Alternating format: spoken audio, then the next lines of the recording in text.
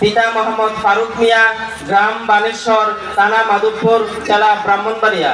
Lodging master Mohammad বকুল মিয়া, ফান্দাউক বাবরু মিয়া, চেয়ারম্যানপাড়া। 3 হাফেজ মোহাম্মদ জামিল আহমেদ, পিতা Mohammad alas মিয়া, গ্রাম সাতপাড়িয়া, থানা মাধবপুর, জেলা হবিগঞ্জ। লজিং মাস্টার জুসেদ মিয়া, ফান্দাউক বাবরু মিয়া, চেয়ারম্যানপাড়া। 4 হাফেজ মোহাম্মদ নিয়ামতুল্লাহ রাফি, পিতা কারি মোহাম্মদ মজিবুল ইসলাম, গ্রাম তালেবপুর, থানা মাধবপুর, জেলা হবিগঞ্জ। লজিং মাস্টার মোহাম্মদ সুজেব মিয়া, ফান্দাউক বাবরু মিয়া, চেয়ারম্যানপাড়া।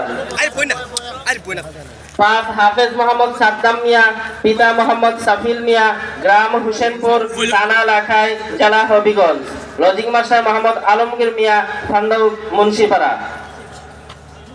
6 হাফেজ মোহাম্মদ বাবলু মিয়া, পিতা মোহাম্মদ সবুজ মিয়া, গ্রাম হুসেনপুর, উপজেলা লাখাই, জেলা হবিগঞ্জ।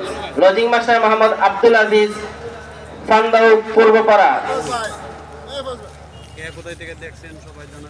7 মোহাম্মদ তুফাজ্জল হুসাইন, পিতা মোহাম্মদ ইধন মিয়া, গ্রাম জাটাগ্রাম, থানা নাসিরনগর, জেলা ব্রাহ্মণবাড়িয়া। Lodging master Mohammad Alamgir Mia, Fandauk Babru Mia, Chairmanpara. এই 7 জন ছাত্রকে 2024 সালে পাগড়ি প্রদান করা হয়েছে।